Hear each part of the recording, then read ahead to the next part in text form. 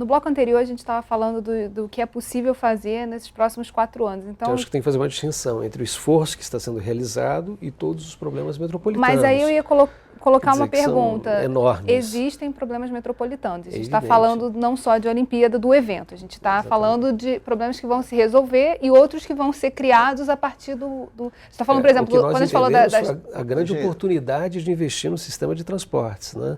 E estamos investindo muito nesse sistema, né? O que eu queria retomar aqui é o seguinte: plano diretor de transportes urbanos, com o dinheiro do Banco Mundial, foi contratado no governo Rosinha. Contratado e feito. Eu conheço o plano. E até está um bom plano. O que eu falei aqui não foi plano diretor de transportes urbanos. Foi plano diretor da região metropolitana, onde transporte é um dos vetores. E eu aqui citei 3 importantes, entre outros: transporte, uso do solo e habitação. Porque você não planeja transporte sem pensar em uso do solo, habitação, geração de emprego, renda, desenvolvimento econômico, desenvolvimento social. Estou falando em algo de muito maior profundidade.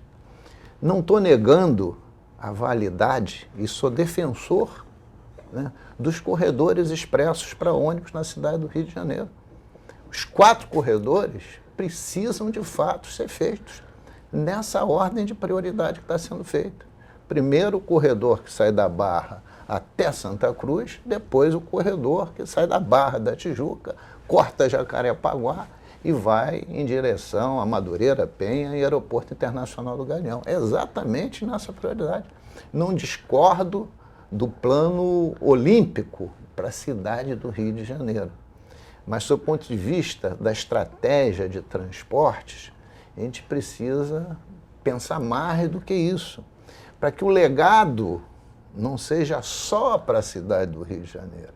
O legado seja para a cidade do Rio de Janeiro, para o estado do Rio de Janeiro como um todo e para o nosso próprio país. Até porque as Olimpíadas são no Brasil, no estado do Rio de Janeiro e também na cidade do Rio de Janeiro. É nesse sentido que a gente está enfocando também o trem, o metrô, a linha 3, porque isso tudo é fundamental.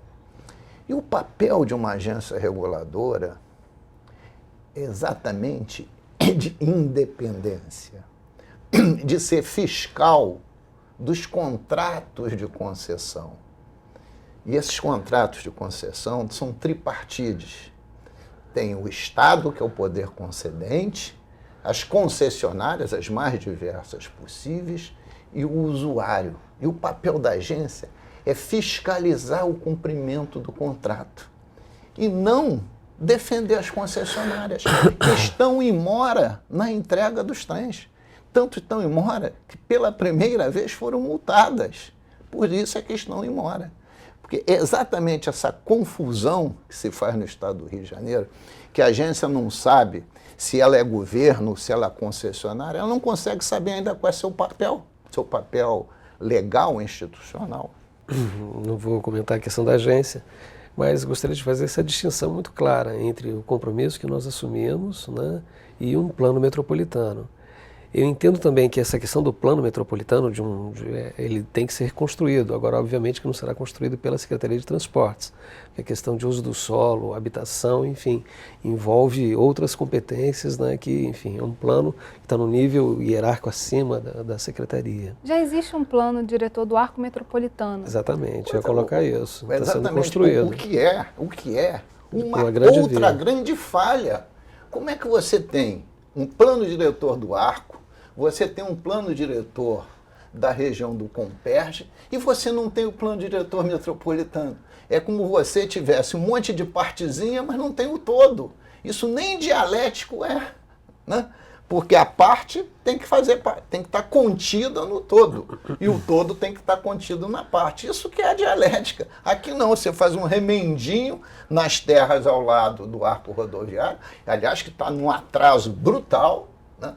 E quer fazer um outro lá somente no Comperj, como essas coisas não tivessem sido que ser articuladas. por isso fizemos a lei. Eu tenho uma visão mais otimista do que a do deputado, né? Só com a compra dos trens, só para dar um exemplo, né? O headway de Deodoro, quer dizer, o intervalo entre os trens de Deodoro até a Central do Brasil, cairá para 3 minutos. Né? De Duque de Caxias, de Nova Iguaçu para o centro da cidade, para 6 minutos. E de Campo Grande para o centro da cidade, 12 minutos. Quer dizer, o headway, o intervalo entre as composições. Isso eu acho que é um avanço enorme na questão da mobilidade, né? Outras questões também que estão sendo tocadas, eu acho que com relativo sucesso, não só pela minha opinião especializada, por favor, é o esforço, por exemplo, do teleférico que fizemos no Alemão, o elevador que nós construímos, né, agora em Ipanema, enfim, colocando, né, as pessoas que não têm acesso, não têm mobilidade, né, integradas aos sistemas de transporte ou com acesso aos sistemas de transporte. Uma pessoa, por exemplo, no Alemão levava mais de 1 hora para sair do alto do morro e chegar em Bom Sucesso a pé. Né? E hoje ela pode fazer no teleférico. Quer dizer, então acho que a gente tem que pensar e deixar um pouco enfim, algumas resistências nossas, né, que existem entre nós, né, e olharmos para o que nós estamos fazendo para a cidade, para a região metropolitana. Esse investimento nos trens vai ter um impacto metropolitano, eu discordo do deputado. Hoje é isso. A questão também de construir planos diretores setorizados, né, eles são importantes, porque depois eles podem ser agrupados num grande plano diretor. Então não é uma bobagem fazer um plano diretor. Esses aspectos de mobilidade, se não forem complementados urgentemente, nós estamos caminhando para uma situação de grande dificuldade. Basta você andar em qualquer centro da região metropolitana ou da cidade do Rio de Janeiro. Se fosse às 4 da tarde hoje, foi em Nova Iguaçu, você não sai do lugar. Se for a São Gonçalo também, se for a Niterói também, se for a Campo Grande, se for a Santa Cruz. Bem, retomando aquela questão dos planos, eu acho fundamental a construção dos planos e pontuar muito bem, quer dizer, o compromisso que nós assumimos com uma mudança estrutural da rede metropolitana.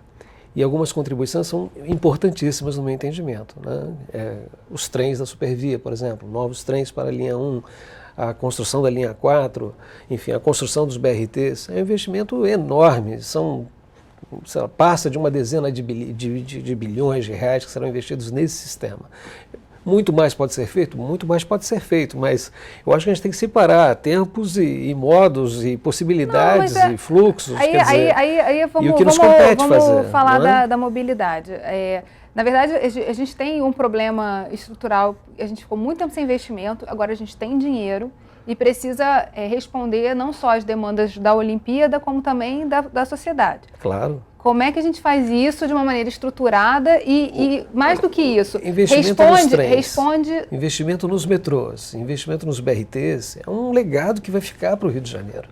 Com certeza absoluta, nós não temos a menor dúvida em relação a isso. Mas vamos falar um pouco mais do conceito de mobilidade. Beleza, eu não tenho discordância nenhuma, até porque eu sou um especialista em transporte, estudei muitas décadas essa questão, que trem, metrô, corredor expresso de ônibus, são soluções urbanas para aumentar a mobilidade. Nisso nós convergimos totalmente. E quem não convergir sobre isso não é da área de transporte, é de qualquer outra área. Mobilidade, você tem que dar condições ao transporte de massa. Ponto. Com certeza. Isso é convergência.